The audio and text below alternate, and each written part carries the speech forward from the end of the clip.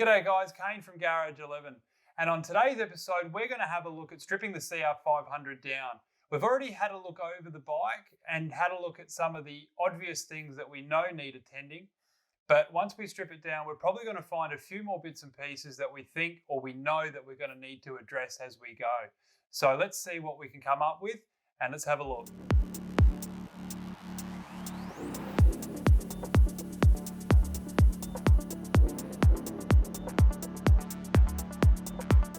Guys, we're here at Garage 11. We're now pulling down this CR500. As we pull these bikes apart, we're always looking for different things that could go wrong, surprises, and other stuff that you can't see while the bikes are together. And we thought we'd zoom in on this because this is definitely something that you find a lot with these older bikes, especially steel frame motocrossers. As the bikes are, like we said in the last episode, 20 plus years old, they generally have a pretty hard life for the majority of it. So let's have a look at some of the things we've found, especially in this subframe here. As you can see here, a lot of these bikes have been cartwheeled. Well, not a lot of them, but most of them, and sometimes some worse than others. As you can see in this frame here, it's had a pretty ordinary patch job, and you can see the bike's already starting to re-crack in that welding zone. Same with the back here, you can see one side has the encapsulated nut and the other doesn't. And then the big one, if you look up the front here, you can actually see this space has been put in, which definitely is not part of this motorcycle. So this definitely has had a big impact at some point on the back of it, but that's no stress. Our frame guy will be able to repair all these and you won't even be able to know that they've actually happened. So we'll be able to have a chat to Andrew, who will be able to explain to us some of the stress loads and different bits and pieces that do go on in incidences like this, how we can repair them properly, and what we can do to rectify this bike.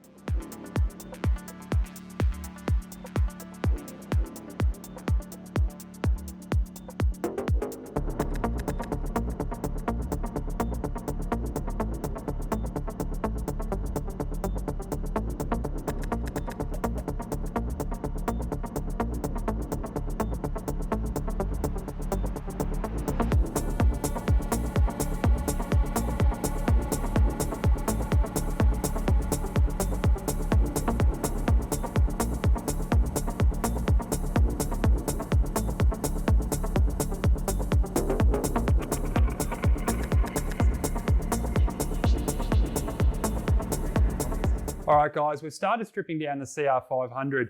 Now, as we go through, we always look and inspect to see what's there, what's missing, what's been replaced with aftermarket parts, what's still got the original parts on it, because whatever we can use with this stuff to restore is always a bonus. And radiators are a big one. That's why I wanted to highlight the point that this bike still has the original radiators on it and the original radiator hoses, which we can make look near new again. One of the radiators does have a slight dent in it, but that's fine. We'll definitely do our very best to get that straightened out.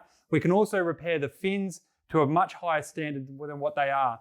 A lot of this stuff, unfortunately, the only stuff on the market for radiators is fairly cheap and doesn't fit really well. So if you do have OEMs still available and they're repairable, always go down that route. All right, guys, we've pulled the CR500 down. And as you can see, we've managed to find some bits and pieces that we didn't really expect, mainly with the frame. That was the biggest disappointment as we went along. We definitely found some stuff that we didn't expect to find, some repairs that we haven't seen before, and some that we have.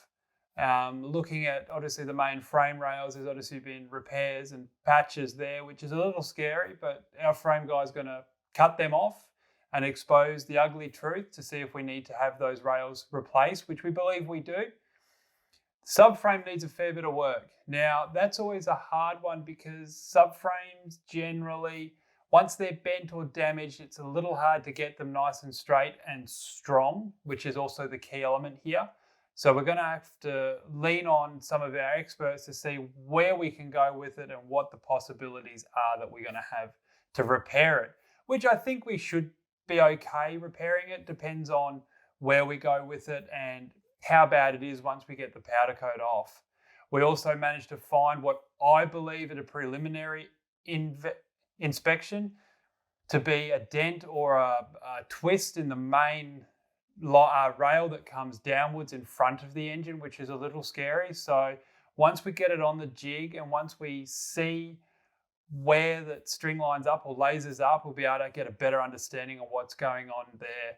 if we're having to replace the lower rails, we may be able to push it around and then aesthetically fix a lot of that stuff. So hopefully it's not too bad.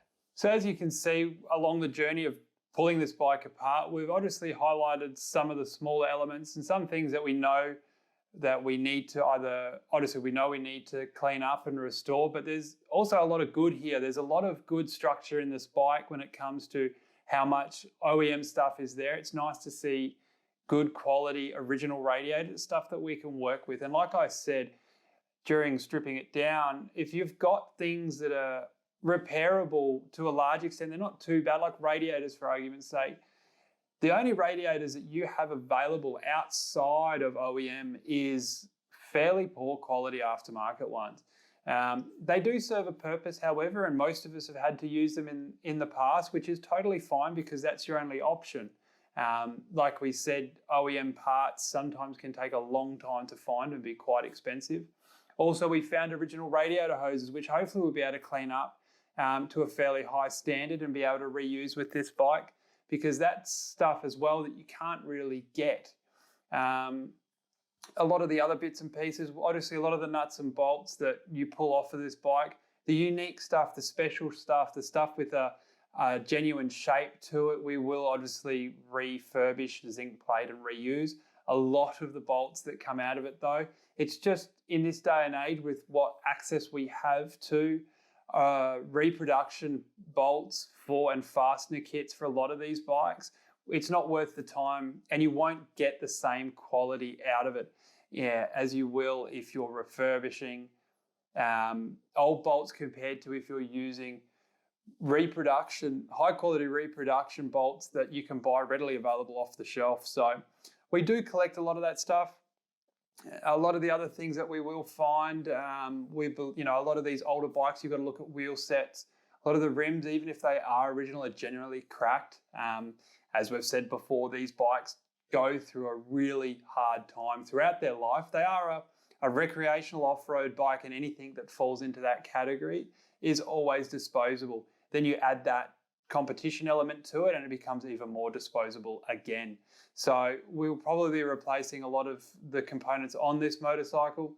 A lot of them we will refurbish, but it'll be cool to start seeing some of it come together and how we're actually going to go about refurbishing the swing arm, the forks, and all these elements we're going to take you through along the journey on this bike. We'll also take you through some of the part sourcing process, how we go about it. It's not necessarily a skill finding parts, it's more of a contacts and luck when it comes to that side of things. So hopefully we can bring you a really interesting and informative restoration video set for this, because it'll be really good to see it come through. Hopefully we're creative and interesting enough as well to keep you guys focused on it, because sometimes it can get a little dry. And that's just the nature of the beast. So hopefully we can add some cool elements to it. So thank you guys for watching so far. Stay tuned for the next episode when we get this frame and have a look at it with Andrew, our engineer, and then get it back from the sandblasters and then obviously down its journey to being repaired. Thank you.